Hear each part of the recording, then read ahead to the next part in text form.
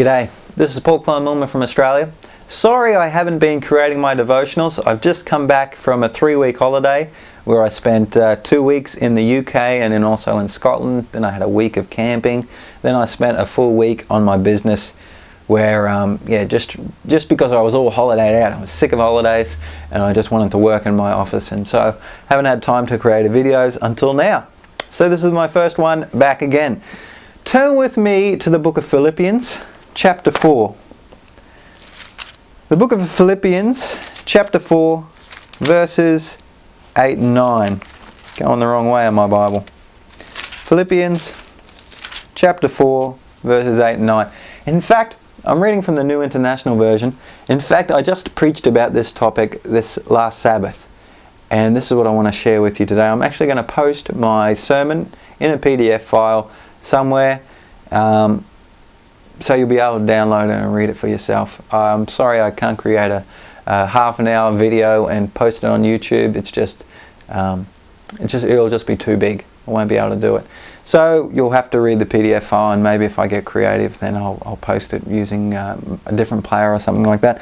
But Philippians chapter 4 verses 8 and 9, it says, reading from the New International Version, it says, "Finally, brothers, whatever is true, whatever is noble, whatever is right, whatever is pure, whatever is lovely, whatever is admirable, if anything is excellent or praiseworthy, think about such things.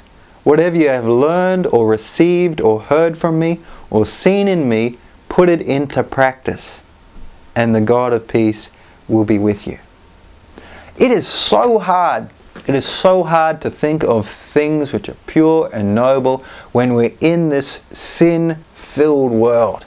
There's so much violence and sex and swearing around us, and it's so hard to focus on God unless you spend the time with Him. And I've got 3 essential rules that I spoke about in my sermon, and the first one is you cannot think about such things, which I've just read about, unless you fix your eyes on Jesus. And the practical point is, unless you spend that time with Him by reading His book, reading His Word for an hour a day, reading the Bible for an hour a day, then you are not going to have this close relationship unless you hear from Him directly from His Word. This is where we can hear from Him. And you pray to Him, pour out your problems and all your worries, but also give out your thanksgiving and your praise to Him as well for all the wonderful things that He's doing for you and what you're learning. And this helps you build a closer relationship with God. And that's what I highly recommend that you do to keep your eyes fixed on Jesus. Essential rule number 2, you cannot think of these things unless you fill your mind with these things. TV is one of the big problems that I have, and even YouTube, where I watch these videos and without knowing I'm compromising, and they start off godly, they start off good programs, but eventually you start compromising and swearing and violence and sex start creeping into these movies. Movies is my vice, and it can be a problem. And if you're filling your mind with garbage, then garbage is going to come out. Then evil thoughts and evil things, sin is going to present itself in life. So if you're not focusing on Jesus, if you're not reading His Word, praying to Him constantly, then you're not going to be able to think of these things. And number 3 essential rule is you cannot think of these things unless you shun evil.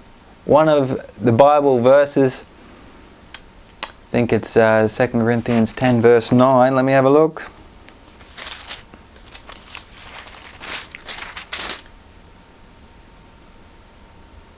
No, it's not. It is.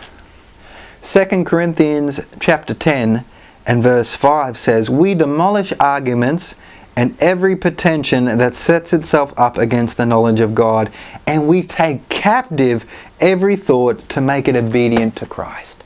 So unless you shun evil, when you're thinking an evil thought, don't let it nest in your head. Don't let it take root in your mind, but instead pray to God and ask Him in Jesus' name to remove it and let it never come back. and start to think on these things, give thanks and praise to God.